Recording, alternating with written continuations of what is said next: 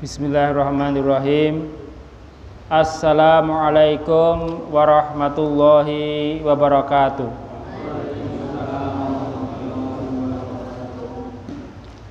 Innal hamdalillah nahmaduhu wa nasta'inuhu wa nastaghfiruh wa na'udzu billahi min syururi anfusina wa min sayyiati a'malina. Man yahdillahu fala mudhillalah wa man yudlil fala hadiyalah. Asyhadu an la ilaha illallah wahdahu la syarikalah wa asyhadu anna Muhammadan abduhu wa rasuluh. Amma ba'd. Alhamdulillah, ikhwan akhwat sekalian, mari sama-sama kita panjatkan rasa syukur kita kepada Allah Ta'ala, yang mana pada kesempatan malam hari ini kita semua bisa melangkahkan kaki-kaki kita untuk datang ke masjid ini dalam suasana aman, tidak ada halangan sedikit pun, sehingga kita dengan mudah untuk datang ke masjid ini.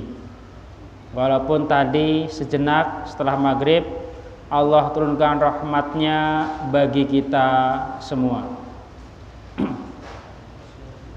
Salawat serta salam semoga senantiasa Allah curahkan untuk junjungan kita Nabi Muhammad sallallahu alaihi wasallam, untuk keluarganya, sahabatnya, dan juga untuk seluruh umatnya hingga yaumil qiyamah kelak. Dan semoga kita semua yang hadir pada malam hari ini nanti di hari kiamat memperoleh kesempatan untuk singgah di telaganya dan menikmati air di dalamnya, sehingga kita setelah meminumnya tidak akan pernah merasakan kehausan selamanya. Ikhwan dan akhwat sekalian, mari kita lanjutkan kembali kajian tentang kitab Shollu Kama Ra'aitumuni Usolli. Setelah pertemuan yang lalu kita membahas tentang air, tentang alat-alat bersuci. Yang pertama adalah air. Insya Allah kita semua sudah paham tentang air ini. Tetapi kami di sini ingin menyampaikan tentang air sisa. Mungkin sisa dari manusia atau sisa minuman dari binatang. Nah, ini kami kutip dari kitab Fikih Sunnah karya Sayyid Sabiq, agar kita lebih paham tentang air-air sisa, terutama sisa minum ya, atau sisa yang lainnya. Yang pertama, air sisa minuman manusia. Air sisa minuman manusia itu tetap suci, baik yang meminumnya orang muslim maupun orang kafir, sedang junub maupun sedang haid, itu suci. Jadi air sisa minuman manusia itu suci, bisa diminum kembali. Karena di masa Rasulullah seringkali para sahabat itu minum dalam satu wadah untuk beberapa orang. Bahkan dikatakan oleh Abu Hurairah itu pernah dapat minum kurang lebih segelas susu. Itu oleh Rasulullah seluruh ahli sufah dikumpulkan dan semuanya diminta untuk minum satu per satu. Jadi tidak hanya satu dua orang, tetapi banyak sahabat di situ yang minum dalam satu gelas. Dan ini adalah satu sunnah menurut kami yang sekarang kaum muslimin sendiri merasa enggan atau kalau tidak boleh dikatakan jijik dengan perbuatan seperti itu. Jadi lebih senang minum sendiri dibandingkan minum dalam satu wadah untuk bersama-sama. Justru kebiasaan ini itu dipraktekkan oleh orang-orang yang kita anggap mereka tidak mengerti agama. Anak-anak pang, anak-anak jalanan, kalau nongkrong itu benar satu gelas bersama-sama.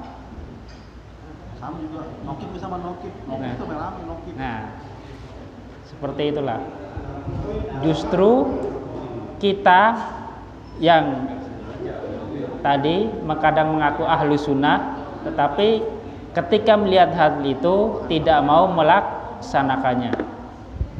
Bahkan seringkali walaupun kita tengah haus, ada seperti ini di depan kita lebih senang ambil yang baru.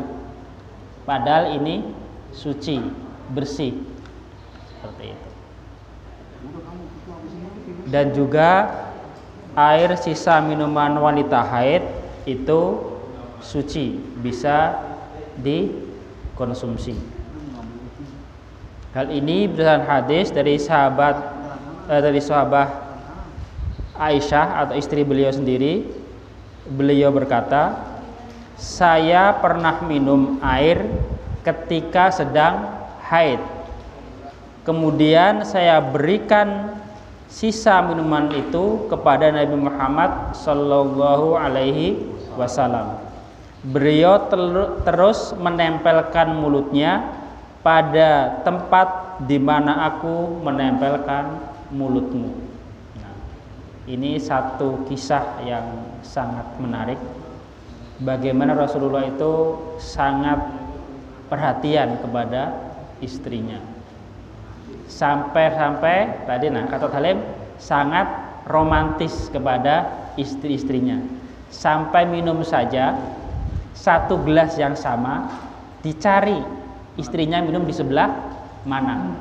Kemudian, disitulah Rasulullah minum juga. Kadang suka berbeda dengan kita. Kalau di rumah emang nggak ada gelas baru, harus barengan.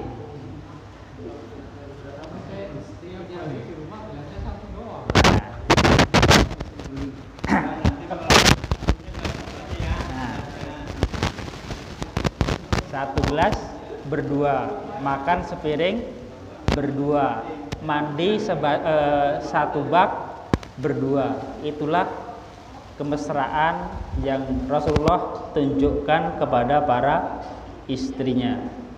Seperti itu. Kemudian itu tadi air sisa minum manusia itu suci dan halal untuk dikonsumsi. Jadi jangan sampai pernah dibuang. Kalau bisa, kalau ada air sisa saudara kita yang tidak dihabiskan dan kita haus, lebih baik itu yang kita minum. Insya Allah itu lebih baik, lebih barokah daripada kita ngambil yang baru, terkadang juga tidak dihabiskan, jadi menambah kemubadziran. Kemudian air sisa minum hewan. Hewan itu kan ada dua, hewan yang halal dan ada hewan yang haram. Nah, di sini Sayyid Sabiq mengatakan air sisa minuman hewan yang halal dagingnya itu halal juga untuk dikonsumsi. Termasuk di sini binatang liar itu juga suci, kecuali air bekas minuman anjing ataupun babi. Nah, itu dikatakan oleh beliau termasuk air yang najis, jadi tidak boleh dikonsumsi. Seperti itu. Bahkan kalau air wadah yang kena liur anjing harus dicuci 7 kali, salah satunya dengan debu, apalagi airnya, kalau juga najis, jadi tidak boleh dikonsumsi seperti itu. Ini tambahan dari materi yang lalu tentang air. Untuk hari ini mari kita lanjutkan tentang alat bersuci yang kedua, yakni debu. Tadi telah dibacakan oleh Qori firman Allah Ta'ala dalam surat Al-Maidah ayat yang ke-6. Yang berkaitan dengan debu itu ada di pertengahan ayat. A'udzubillahi minasyaitonirrajim.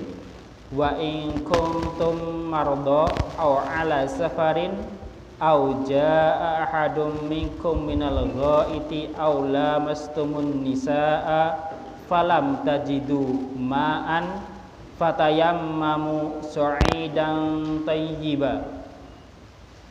Dan jika kamu sakit atau dalam perjalanan atau kembali dari tempat buang air atau dari menyentuh wanita, lalu kamu tidak memperoleh air, maka bertayamumlah dengan tanah yang baik. Menyentuh wanita di sini dikatakan berkumpul suami istri, bukan menyentuh kulit dengan kulit, bukan. Karena kalau menyentuh kulit dengan kulit, saat ini betapa repotnya saudara-saudara kita yang tengah haji ataupun umroh. Ketika tawaf, rata-rata mereka itu saling bersenggolan muslimin dengan muslimat, karena belum teratur, masih ikhtilat muslimin dengan muslimat. Jadi secara tidak sengaja seringkali ketika tawaf campur baur muslimin dengan muslimat. Jadi ketika sedang sakit atau ketika dalam perjalanan atau ketika kembali dari tempat buang air atau dari WC atau setelah menyentuh wanita dalam artian hubungan suami istri, lalu kamu tidak memperoleh air, maka bertayamumlah dengan tanah yang baik, tanah yang bersih.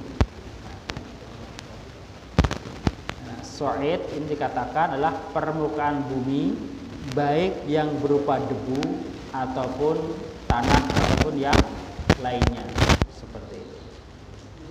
Jadi inilah kemudahan yang Allah berikan bagi umat Islam.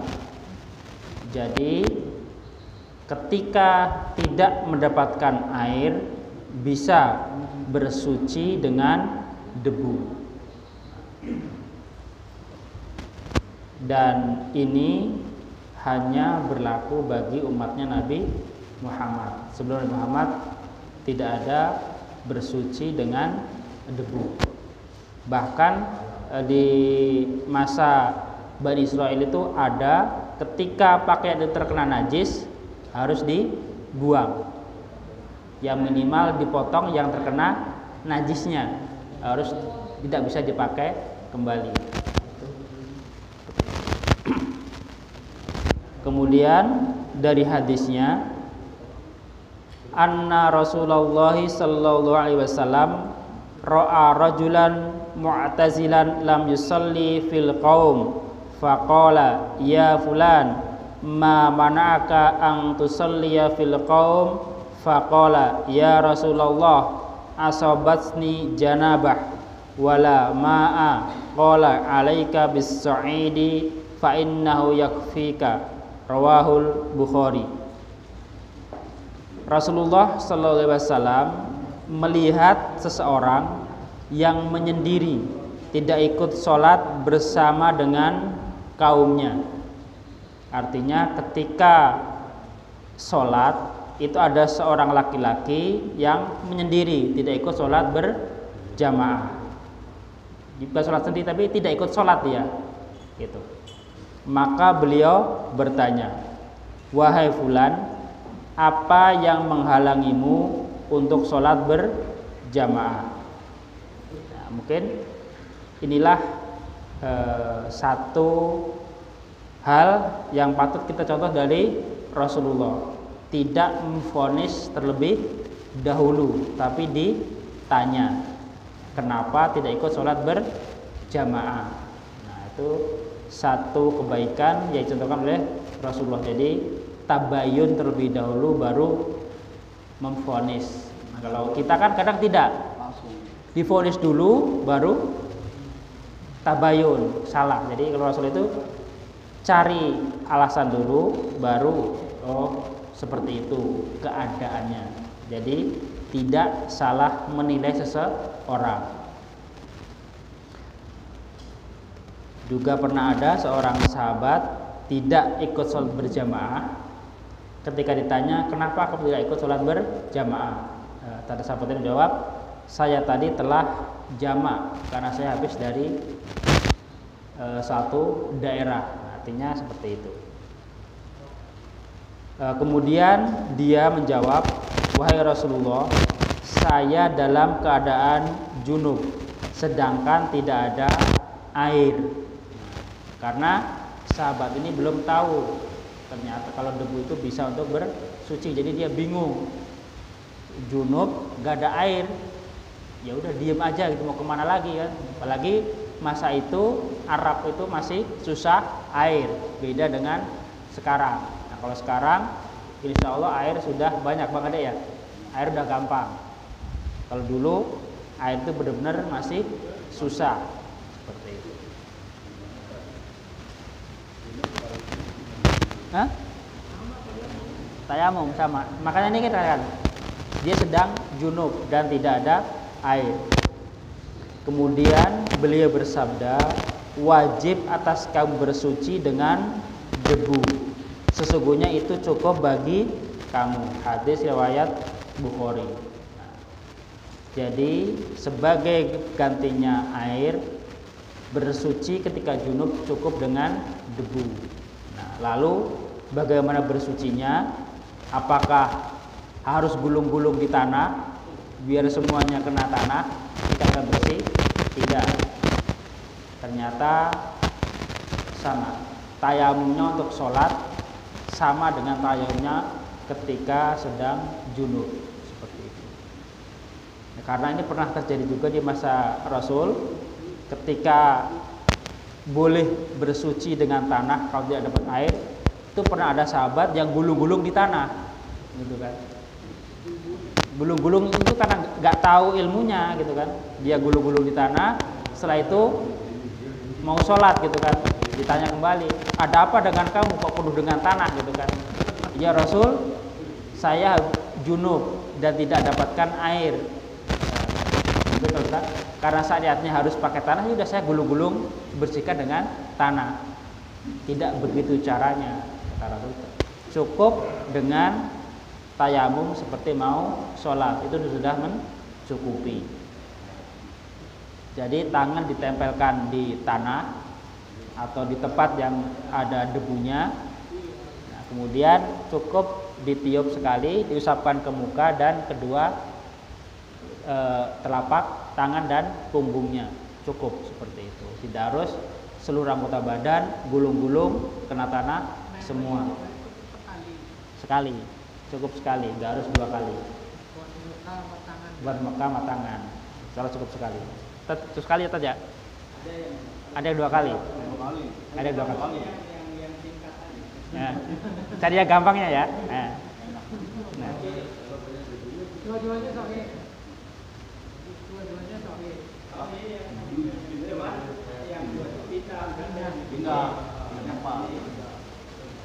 Nah, alhamdulillah.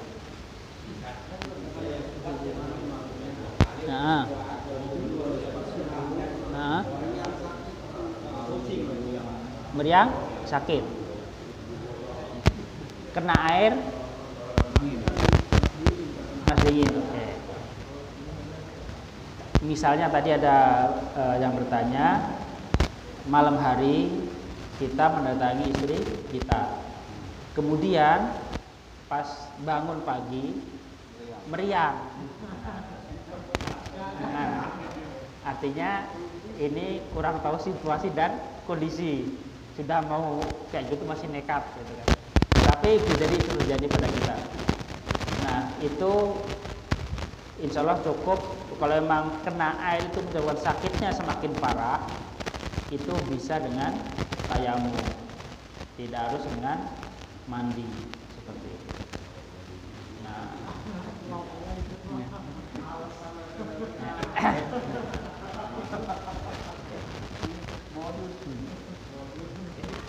itu pernah terjadi di masa Rasulullah ketika sahabat Amr bin As diminta untuk memimpin satu peperangan. Jadi dia junub tapi tidak dengan istrinya, hanya bermimpi gitu kan.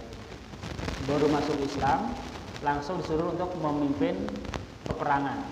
Di situ ada Umar, ada Abu Bakar, ada sahabat-sahabat lainnya yang senior lah gitu kan. Dan ketika pagi hari mau subuh, dia junub, dia nggak mau ngambil air, padahal ada air. Cukup dengan tayamum.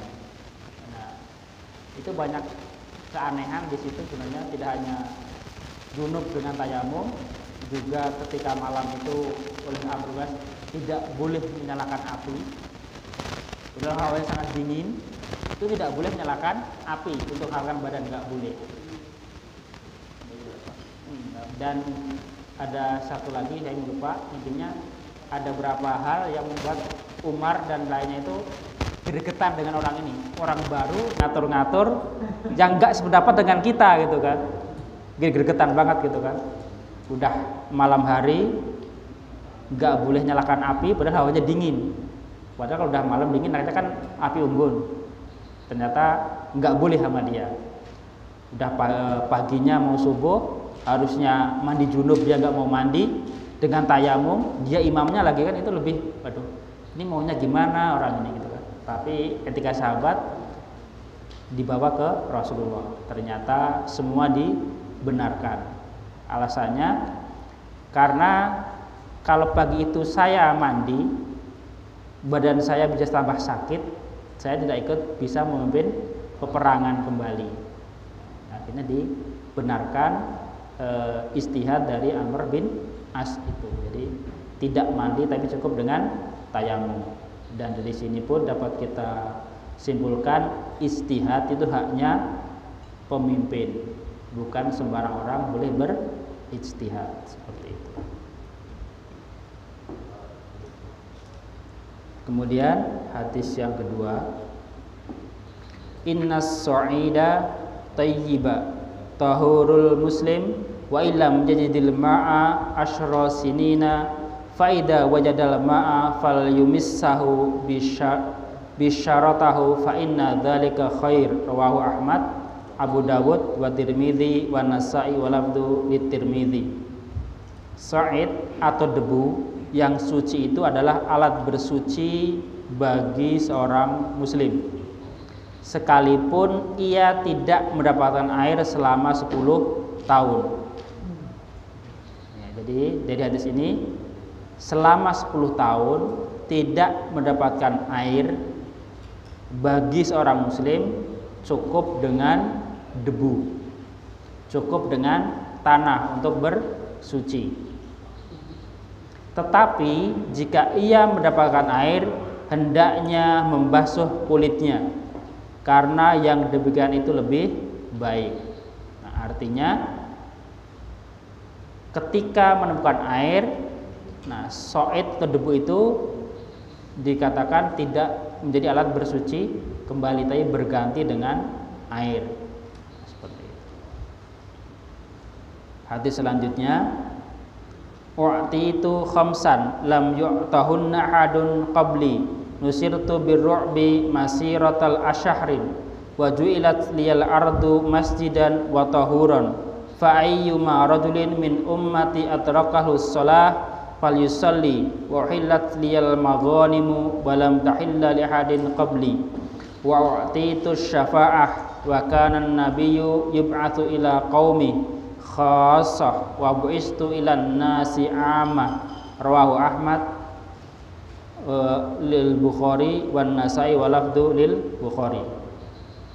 Saya Rasulullah diberi 5 perkara yang belum pernah diberikan kepada seorang pun sebelumku. Artinya tidak ada nabi-nabi yang diberikan 5 hal ini sebelum Rasulullah. Yang pertama, saya ditolong oleh rasa takut dari pihak musuh sepanjang perjalanan 1 bulan. Jadi Rasul itu ditolong dari rasa takut dari pihak musuh selama perjalanan 1 bulan.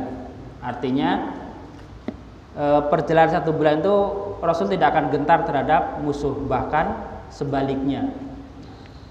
Nah, itu terjadi di perang Tabuk, bukti nyatanya. Ketika Rasulullah mau berperang melawan Romawi. Nah, kita semua tahu Romawi saat itu adalah umat yang paling kuat, paling berkuasa. Jadi ketika itu Rasulullah bersama para sahabatnya datang ke Tabuk untuk berperang melawan Romawi. Tetapi ketika sampai di Tabuk, ternyata orang Romawi sudah kabur duluan. Nah, ini sifat orang-orang kafir yang harus kita pahami. Orang kafir itu pengecut. Orang kafir itu penakut. Orang kafir itu lemah. Seperti itu.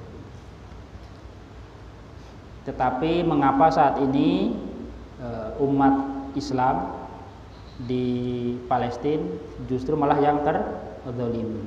Ini karena kita umat Islam sendiri yang salah, bukan mereka yang lebih baik dari kita. Kemudian kelebihan yang kedua, bumi dijadikan bagiku sebagai masjid dan alat bersuci.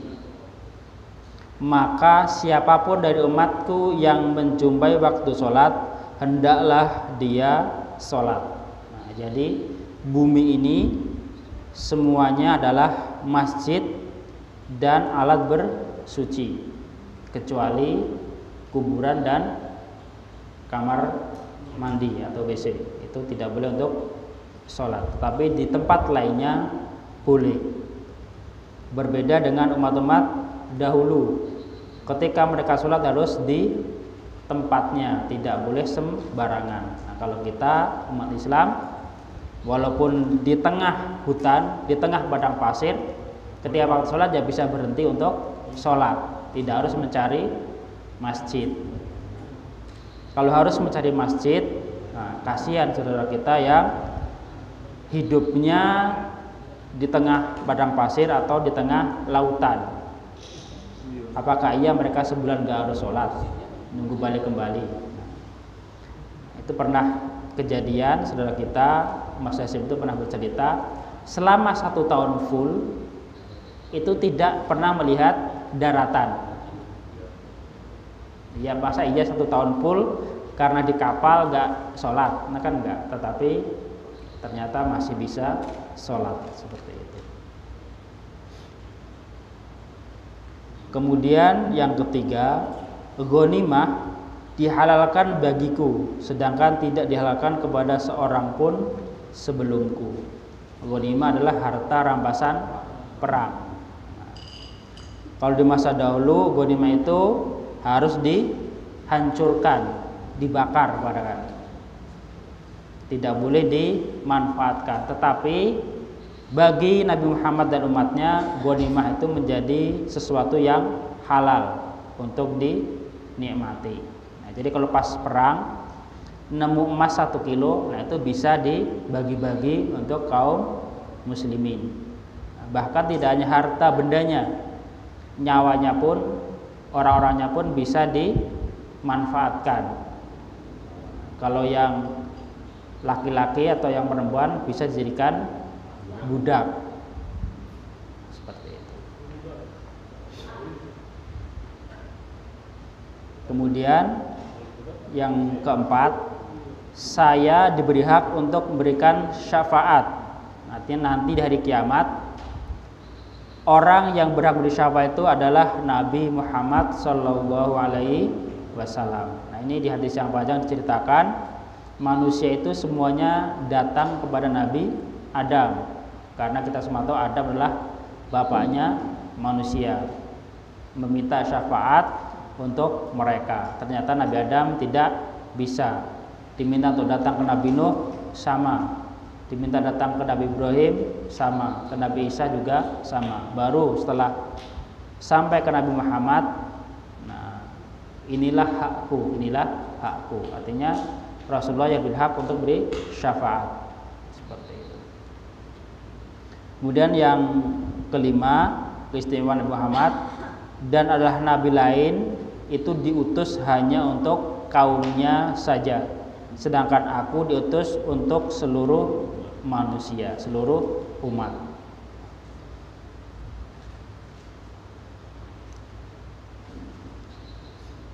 Itu tadi hadis dan ayat Al-Quran yang berkaitan dengan debu.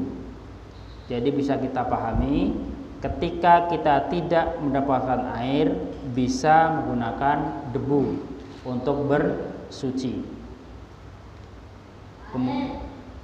Kemudian yang ketiga, yakni batu. Nah, batu ini hanya digunakan untuk beristinja ya, bukan untuk pengganti air mandi, bukan, tapi alat untuk bersuci, beristinja, seperti itu. Rasulullah SAW bersabda, "Idza dhahaba ahadukum ilal ghaiti falyadhhab ma'hu bisalasati ahjarin yastatibu bihinna fa innaha tudzi'u anhu." Rawahu Ahmad wal Bukhari wa Abu Dawud wan Nasa'i wa lafdhu li Abi Dawud. Apabila salah seorang dari kamu pergi ke tempat buang air, maka hendaknya dia membawa 3 butir batu untuk bersuci. Sesungguhnya itu cukup untuk bersuci. Artinya ketika tidak ada air dan mau buang air kecil atau air besar, itu hendaklah membawa 3 butir batu untuk bersuci. Itu batu segede mana? Ya bisa diukur sendiri lah. Kalau nanti saya katakan batunya segede batu kali, repot dia bawanya gitu kan. Ya mungkin sekepalan tangan lah kurang lebih gitulah, atau lebih kecil sedikit lah. Nah, jangan kerikil aja gitu kan. Jangan kerikil, jangan terlalu batu kali. Nah, kalau batu untuk pondasi aja udah ngangkatnya udah berat gitu, lagi batu kali yang segede itu. Hah? Yang runcing, batu kali, batu bangun, kasihan kalau runcing mah.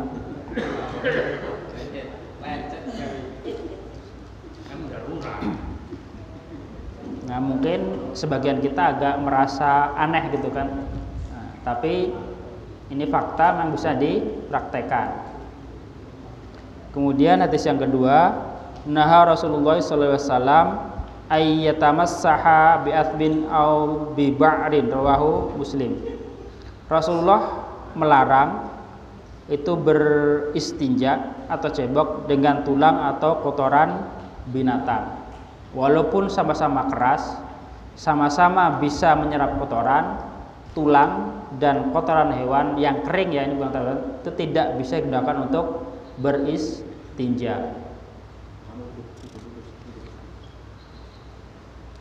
Kemudian hadis selanjutnya, kharajan Nabiyyu sallallahu alaihi wasallam li hajatihi faqala tamis li salasata ahjarin qala fa'ataituhu bi hajaraini wa rausatin faqadal hajaraini wal rausata wa qala innaha ridsun, rawahu Ahmad wal Bukhari wa Tirmidzi wan Nasa'i wa Ibnu Majah wa lafdhu Tirmidzi. Nabi sallallahu alaihi wasallam keluar untuk menunaikan hajatnya. Lalu beliau bersabda, ambilkanlah untukku 3 butir batu.